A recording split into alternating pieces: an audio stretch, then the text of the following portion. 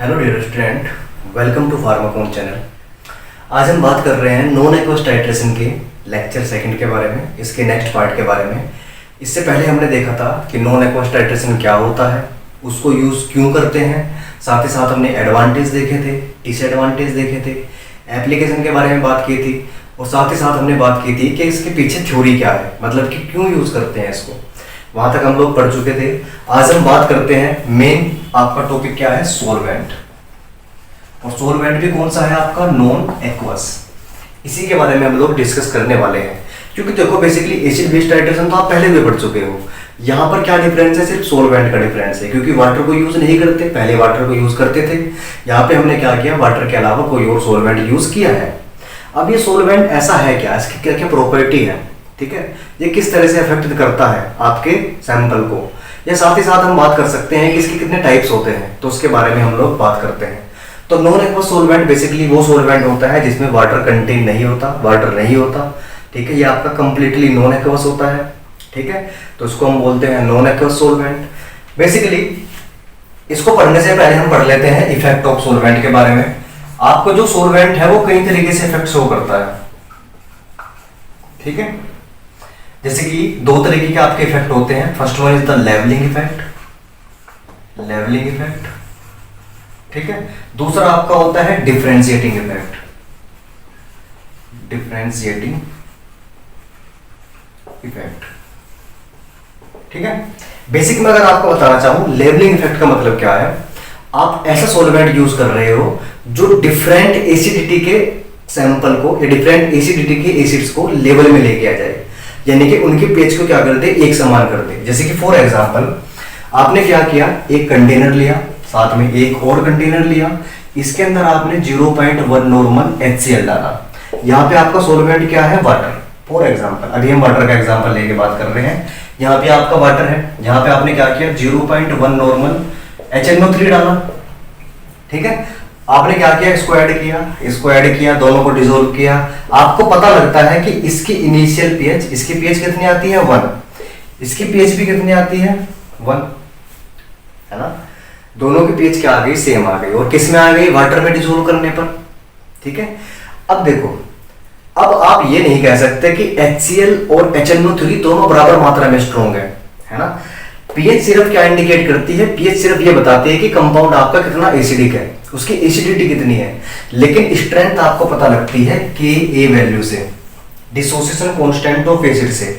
इन दोनों में जिसका भी डिसोसिएशन कांस्टेंट ज्यादा होगा वो स्ट्रॉन्ग होगा, जिसका कम होगा वो आपका वीक होगा। अगर मैं आपको बताना चाहूं, HCl आपका HNO3 के कंपैरिजन में ज्यादा स्ट्रॉन्ग है, लेकिन दोनों अलग अलग स्ट्रेंथ के हैं। आपको पता लग गया कि HCl स्ट्रॉन्ग है, ये इसके कंपैरिजन में वीक है, लेकिन दोनों में डिफरेंस होने के बाद भी दोनों की पीएच एक समान आई। क्यों आई, क्योंकि आपने इसको वाटर में डिसोल्व किया।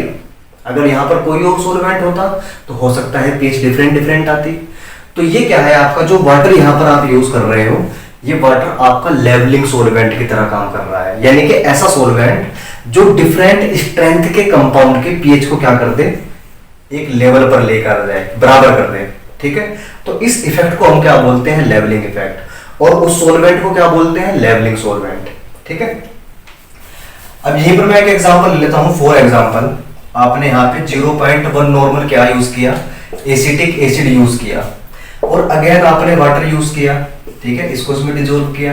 अब आप इसकी कैलकुलेट करते हो, इसकी पीएच आपकी आती है अप्रोक्सीमेटली 3, लगभग आपकी कितनी आती है, 3। आप लोगों ने कैलकुलेट भी कर रखी है, 2.8 समथिंग आती है, तो हम लोग 3 मान लेते हैं। देखो वाटर था, यहां भी वाटर है, लेकिन पीएच में क्या आ गया, डिफरेंस आ गया।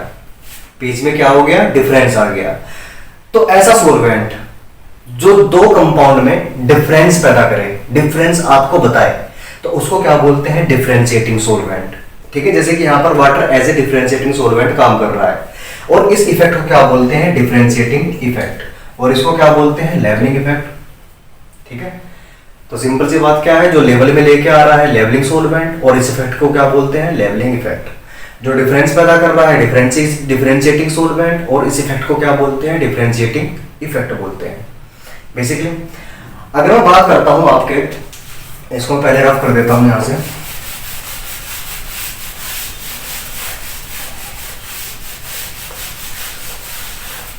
बेसिकली अगर आप इसको डिफाइन करना चाहते हैं तो levelling effect is the effect of solvent on the properties of acid and base. ये क्या करता है, एसिड और बेस की प्रॉपर्टी पर इफेक्ट डालता है, तो उसको हम क्या बोलते हैं, लेवलिंग इफेक्ट बोलते हैं। बेसिकली आपके एसिड और बेस लेवल्ड होते हैं किसके द्वारा, लेवलिंग सॉल्वेंट के द्वारा। आप लेवलिंग सॉल्वेंट का यूज करके एसिड और बेस को लेवल कर सकते हो, लेवल्ड कर सकते हो, ठीक है। तो this is the basic introduction about it. अगर हम इसके एग्जांपल की बात करते हैं, फॉर एग्जांपल आपने HCl को किसमें डाला, वाटर में डिसॉल्व किया, और आपका ये H+ और Cl- में टूट गया, और आपको पता है HCl आपका स्ट्रॉन्ग एसिड होता है, आप लोग पढ़ते आए हो। तो वाटर में ये किसकी तरह बिहेव कर रहा है, स्ट्रॉन्ग एसिड की तरह बिहेव कर रहा है। अब साथ में आपने क्या लिया, ऑक्जेलिक एसिड लिया, COOH। इसको भी आपने क्या किया, वाटर में डिसॉल्व किया, ठीक है। लेकिन आपका ये क्या करता है, कंप्लीट डिसोसिएट नहीं होता, ठीक है। क्यों नहीं होता, because this is a weak acid. तो वाटर में किसकी तरह बिहेव कर रहा है, वीक एसिड की तरह बिहेव कर रहा है। तो अभी क्या है, आपका ये सॉल्वेंट इनको लेवल नहीं कर पाया। अब हम क्या करते हैं, यहां पर हम लोग वाटर की जगह पर अमोनिया सॉल्यूशन को यूज कर लेते हैं। अब आप क्या करिए, इस अमोनिया में पहले आप डाल के देखिए HCl प्लस NH3, तो आपका ये बनाएगा NH4 प्लस Cl-। रिएक्शन आपकी कंप्लीट हो गई, रिवर्सिबल रिएक्शन नहीं हुई, तो ये क्या है, एज ए स्ट्रॉन्ग एसिड की तरह बिहेव कर रहा है, क्योंकि आपका पार्शियल डिसोसिएशन की बजाय क्या हो रहा है, आपका कंप्लीट डिसोसिएशन हो रहा है। तो वाटर में भी स्ट्रॉन्ग एसिड की तरह बिहेव कर रहा है, यहां पर भी स्ट्रॉन्ग एसिड की तरह बिहेव कर रहा है। अब आप क्या करिए, इस ऑक्जेलिक एसिड को भी इसमें डाल के देख लीजिए, प्लस NH3, ठीक है।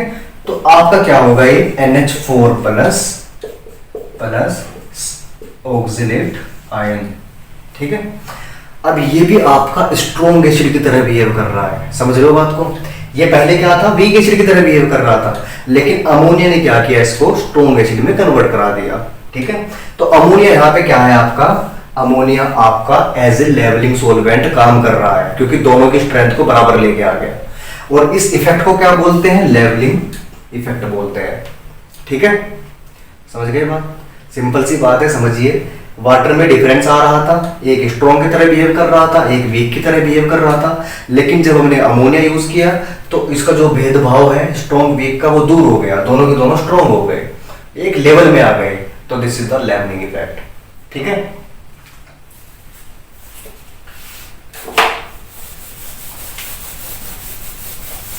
अब हम बात कर लेते हैं डिफरेंशिएटिंग इफेक्ट के बारे में। चलिए अब बात कर लेते हैं डिफरेंशिएटिंग इफेक्ट के बारे में, ठीक है।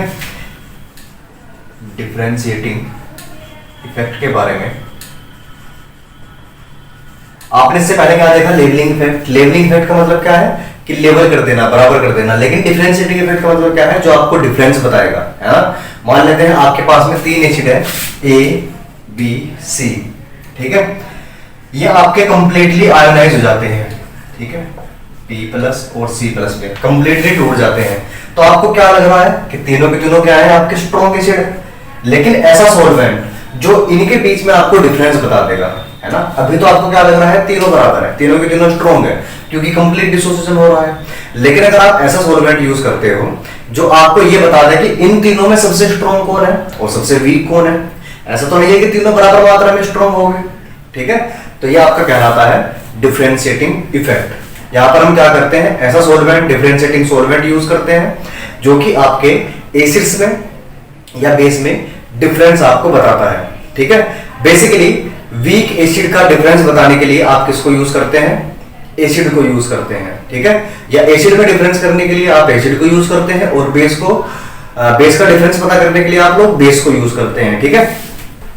जैसे कि हम यहाँ पर एग्जांपल ले लेते हैं। फॉर एग्जांपल आपका HCl है, अगर आप इसको वाटर में डिसॉल्व करते हो तो ये आपका कंप्लीटली H+ और Cl- में टूट जाएगा। दूसरा आपका है HBr, ठीक है। अगर आप इसको वाटर में डिसॉल्व करते हो तो आपका ये H+ और Br- में टूट जाएगा। तीसरा एग्जांपल हम लेते हैं HI, अगर आप इसको वाटर में डिसॉल्व करते हो तो आपका ये H+ और I- में डिसोसिएट हो जाएगा, ठीक है। तो वाटर क्या है, इन तीनों के बीच में इनको लेवल बता रहा है, यानी कि ये तीनों को बराबर बता रहा है, क्योंकि यहाँ पर तीनों के तीनों आपको क्या दिख रहे हैं, स्ट्रॉन्ग एसिड दिख रहे हैं। और स्ट्रॉन्ग एसिड क्यों दिख रहे हैं, क्योंकि कंप्लीट डिसोसिएशन हो रहा है, आपके कंप्लीटली टूट रहे हैं। लेकिन अगर आप वाटर की जगह पे यहाँ पे यूज कर लेते हो, एसिटिक एसिड यूज कर लेते हो, ठीक है, फॉर एग्जाम्पल आपने क्या किया, ग्लेशियल एसिटिक एसिड यहां पर यूज किया, तो क्या होगा, ये ग्लेशियल एसिटिक एसिड आपको इनके बीच में डिफरेंस बता देगा और ये फाइनली आपको बताएगा कि HCl जो है वो आपका क्या है, वीकर है। ठीक है, इन तीनों में क्या है, सबसे ज्यादा वीक कौन है, HCl है। ठीक है, और सबसे ज्यादा स्ट्रॉन्ग कौन है आपके साथ में, स्ट्रॉन्गर कौन है यहां पर आपका, HI।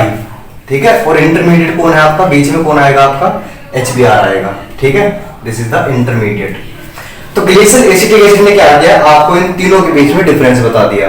तो ग्लेशियल एसिटिक एसिड यहां पर क्या है आपका, डिफरेंशिएटिंग सॉल्वेंट है, और इस इफेक्ट को हम क्या बोलते हैं, डिफरेंशिएटिंग इफेक्ट बोलते हैं। ठीक है, जैसे कि आपने पहले भी एग्जांपल देखा था, जैसे कि आपने क्या देखा था कि वाटर में अगर आप यूज करते हो, यहाँ पे HCl यूज करते हो 0.1 नॉर्मल, तो उसकी pH आती है आपकी 1 आती है।